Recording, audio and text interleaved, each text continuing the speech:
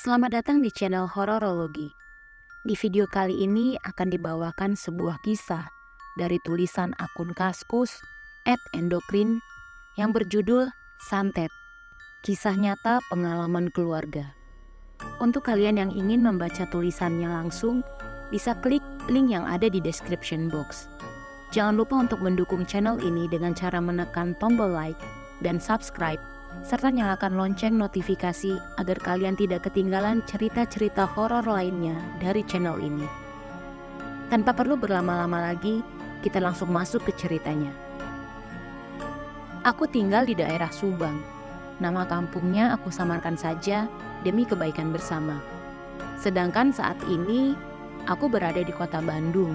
Aku sedang menimba ilmu di salah satu universitas di Bandung. Pengalaman yang aku lihat tentang kejadian ini 1 bulan sebelum bulan puasa kemarin.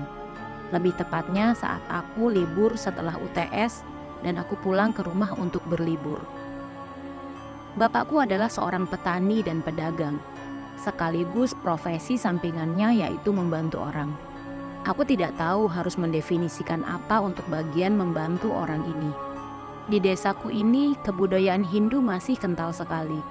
Sekalipun Islam adalah agama resmi penduduknya, tapi tradisi Hindu lama tak bisa dilepaskan. Seperti membakar kemenyan saat ziarah ke makam, atau melakukan upacara-upacara adat di kampung, seperti ruatan bumi dan sebagainya.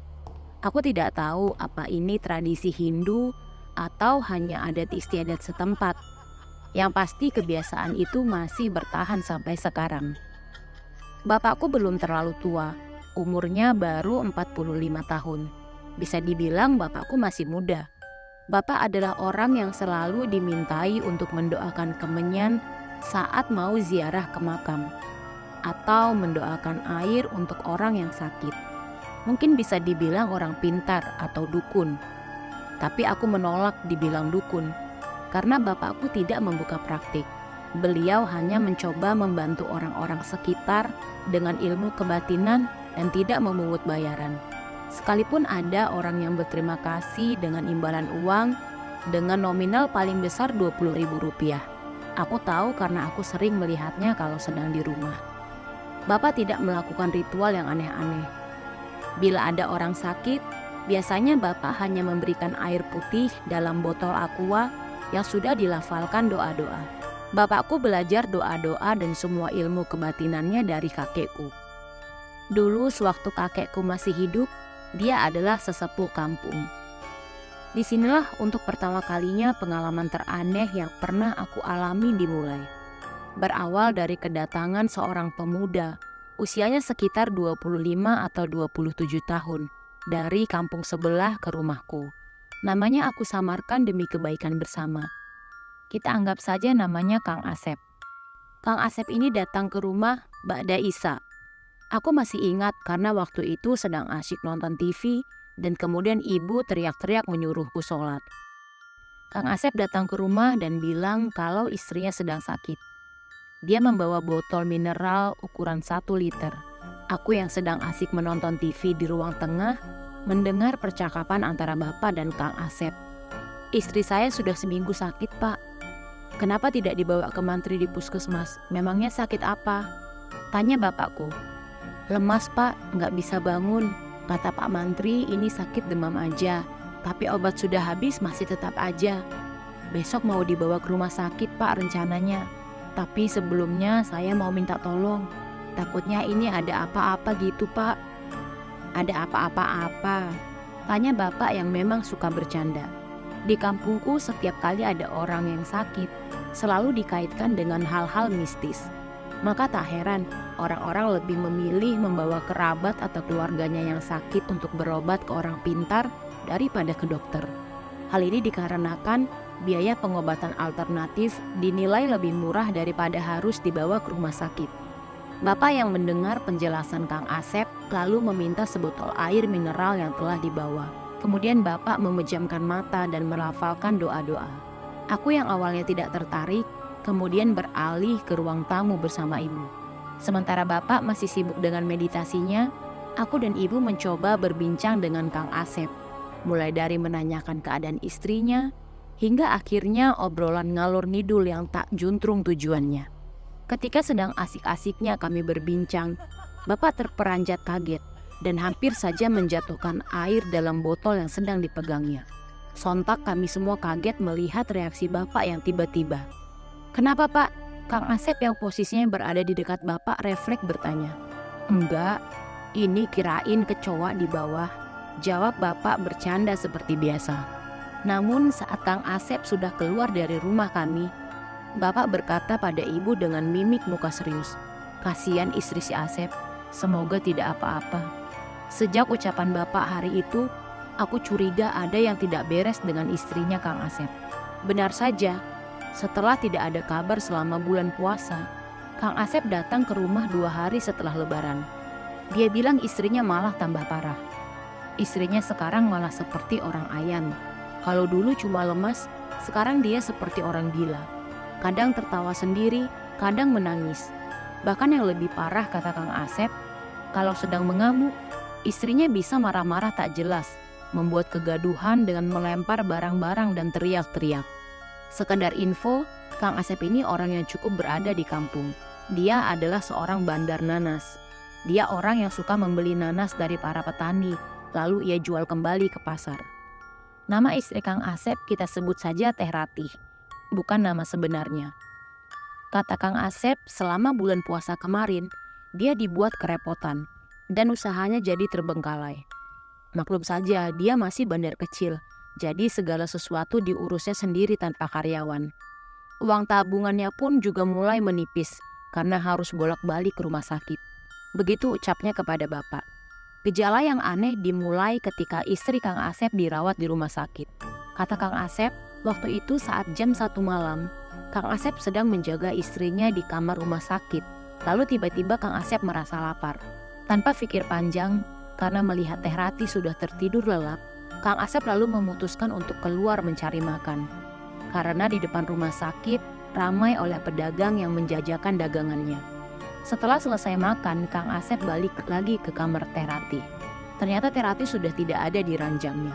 Awalnya dia tidak merasa curiga atau aneh, karena mungkin Teh Ratih sedang pergi ke kamar mandi, yang letaknya memang berada di luar kamar. Maklum saja, walaupun Kang Asep ini orang yang cukup berada, tapi hanya mampu untuk menyewa kamar kelas 3 yang minim fasilitas dan isi pasiennya bisa sampai 6 orang. 15 menit berlalu, tapi Teh Ratih belum juga datang. Maka Kang Asep berinisiatif untuk melihat ke kamar mandi. Ketika sampai di depan kamar mandi, dia mengetuk pintu sambil memanggil-manggil nama istrinya. Namun ternyata pintunya tidak dikunci. Saat membuka pintu kamar mandi, Kang Asep kaget bukan kepalang ketika melihat istrinya sedang jongkok seperti anjing dan menjilati air WC. Dia muntah sejadi-jadinya melihat kelakuan istrinya yang di luar nalar itu.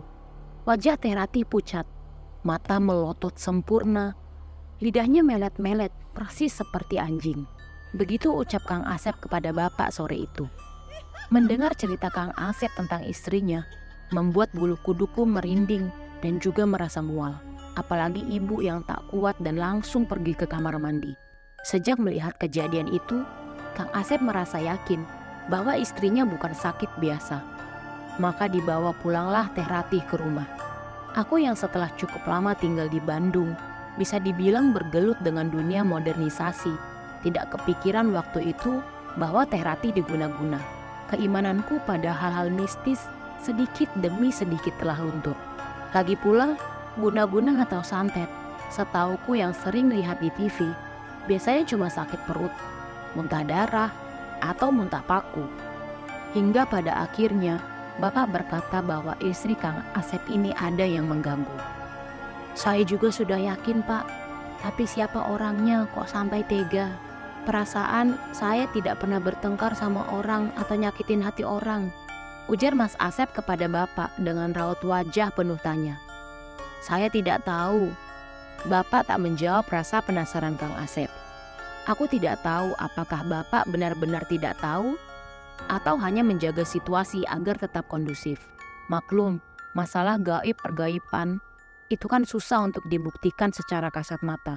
Walaupun kita sudah tahu siapa pelakunya, tapi tanpa bukti yang jelas, Takutnya dibilang fitnah. Mungkin Bapak menjaga agar Kang Asep tidak bertindak sembrono. Saya harus gimana, Pak? Mohon bantuannya. Kata Kang Asep kepada Bapak. Saya juga nggak terlalu paham, Sep. Masalahnya begini. Saya juga nggak terlalu paham, Sep, masalah beginian. Biasanya Bapak cuma ngusir orang yang ditempelin jurik-jurikan saja. Tapi insya Allah Bapak coba bantu sebisa mungkin. Mendengar permintaan Kang Asep, Bapak tampak kebingungan. Tidak seperti biasanya, kali ini Bapak tak memberikan air yang sudah didoakan. Mungkin ini beda persoalan. Bapak hanya menyuruh Kang Asep untuk pulang dan memberikan semacam hafalan atau doa khusus yang telah ditulis dalam kertas. Katanya untuk diamalkan sehabis sholat Isya. Sebelum pamitan, Kang Asep meminta nomor handphone Bapak untuk berjaga-jaga kalau keadaan darurat katanya. Walaupun di desaku terpencil dan listriknya masih belum stabil karena sering mati lampu, tapi semua penduduknya sudah punya handphone walaupun masih tipe-tipe jadul. Setelah kedatangan Kang Asep, untuk yang kedua kalinya, Bapak jadi sering bangun malam untuk wirid. Aku biasanya kebangun karena mendengar suara cipratan air ketika Bapak berwudu di kamar mandi. Setelah 2 hari, tepat jam 8 malam, Kang Asep menelpon Bapak. Kami yang sedang asik berkumpul di ruang tengah, ibu, aku dan kedua adik perempuanku, jadi ikut gelisah melihat Bapak mondar-mandir sambil menelpon. Kenapa, Pak? Tanya ibu kepada Bapak. Ini Bu, si Asep. Katanya istrinya kumat lagi. Jang, ayo antar Bapak ke rumah si Asep. Setelah menutup teleponnya, Bapak mengajakku untuk mengantarnya. Oh iya, Jang itu kependekan dari Ujang, sebuah panggilan sayang orang Sunda terhadap anaknya. Kalau untuk cewek biasanya Neng. Walaupun sudah mengantuk, dengan terpaksa aku tetap mengantar Bapak karena tidak mau disebut anak durhaka. Terima kasih sudah mendengarkan kisah kali ini sampai di akhir video. Nantikan kelanjutan kisah ini di part selanjutnya. Sampai jumpa.